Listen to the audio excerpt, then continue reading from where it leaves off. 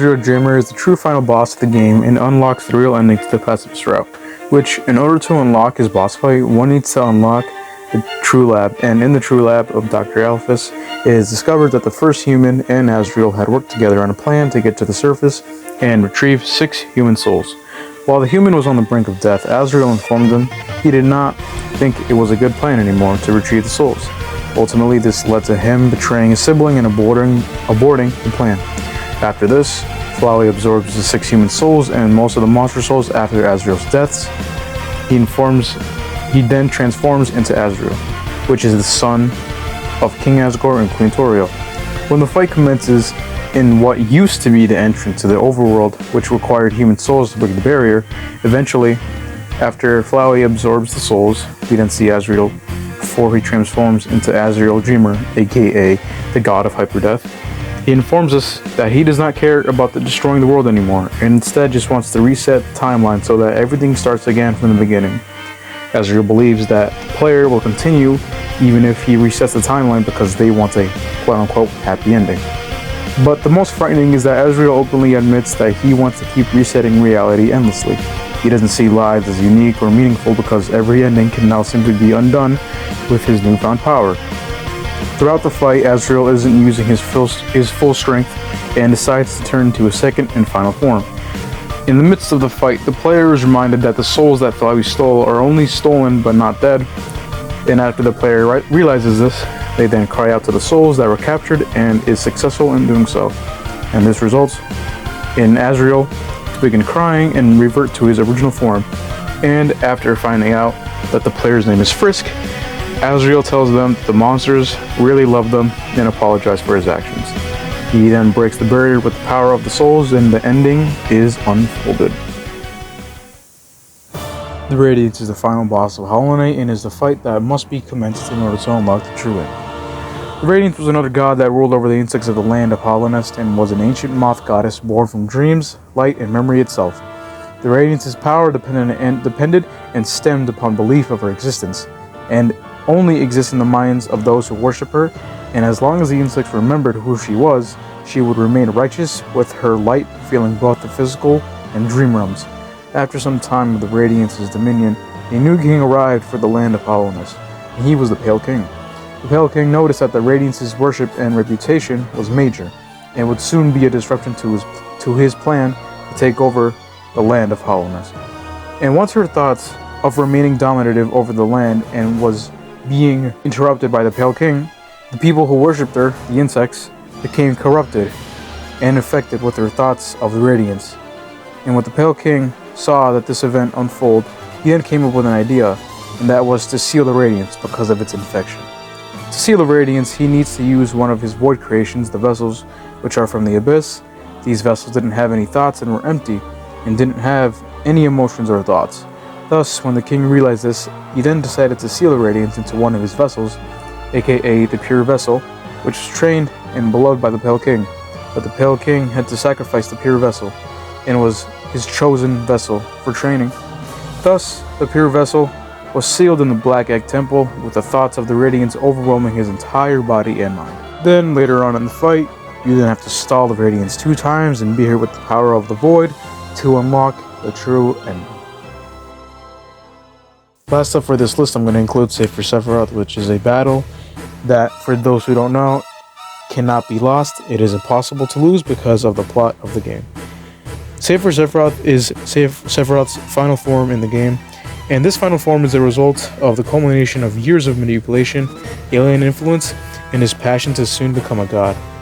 Sephiroth achieved this form by having the presence of the cells of Jenova, which gave him extraordinary abilities. With the cells of Jenova in his body, Sephiroth drifted through the lifestream and was soon to absorb the knowledge of the planet and the nature of existence.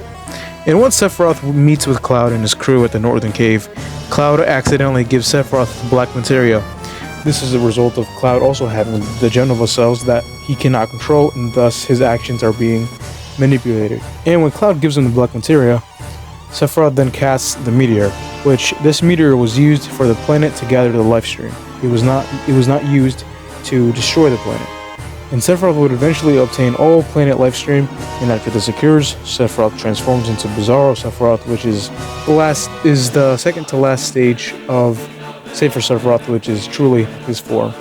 After he's beaten, Bizarro Sephiroth then transforms into Saber Sephiroth, and then the battle starts.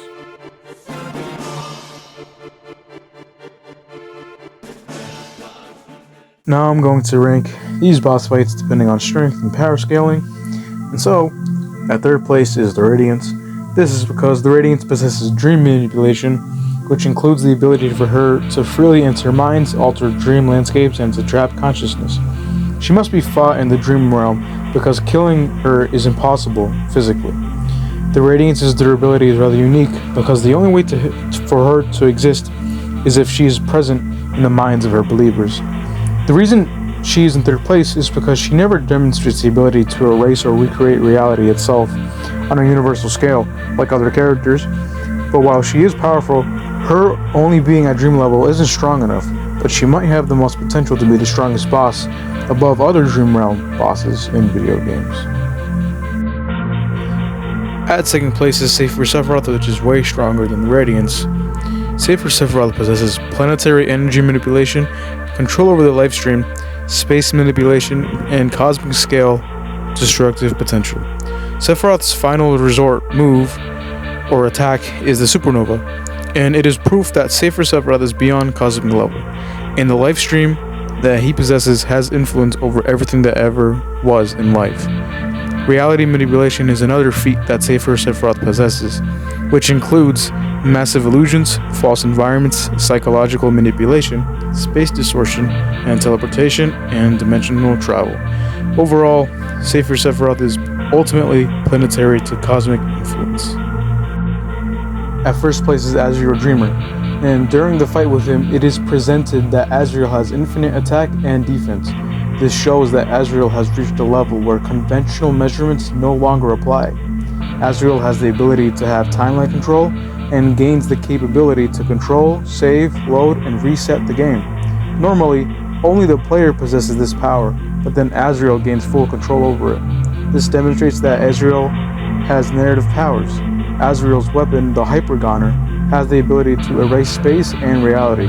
This shows that Azrael is no longer dependent on the universe itself, but rather ascended cosmic levels and beyond that of the universe. Even after erasing reality multiple times, he can still create it again and manipulate its existence. So this is the final comparison, and number 3 is the Radiance. The Radiance is the true god, whose influence extends over dreams, minds, and an entire kingdom. Her infection is very scary, and inside the dream realm, she is unbeatable. However, her feats that are demonstrated remain largely confined to its metaphysical dreamscape. She never displays any type of control over universal reality or time itself. At number 2 is Safer Sephiroth. Sephiroth operates on a much larger scale though. He has the ability to manipulate the planet's spiritual essence and threatens the world through the meteor. Sephiroth also has sheer willpower that can survive death and ascend to an angelic godly form that represents divinity. His influence expands beyond any ordinary physical reality into the lifestream and the planet's existence. However, his greatest feats are limited due to directly rewriting timelines or repeatedly recreating reality as well. And lastly, at number 1 is Azrael Dreamer. Azrael stands at the top because his power is just on a different level. Rather than simply possessing overwhelming destructive force, he gains the authority and complete control over the structure of all existence itself within the game. He controls save files, resets timelines, survives the erasure of reality during the usage of his weapon, the Hypergoner, and exists at a level where normal concepts such as attack power and durability cease to exist. Amongst these 3 characters, Azrael demonstrates the broadest and the most explicit control over reality, placing him at first in the ranking based on pure power.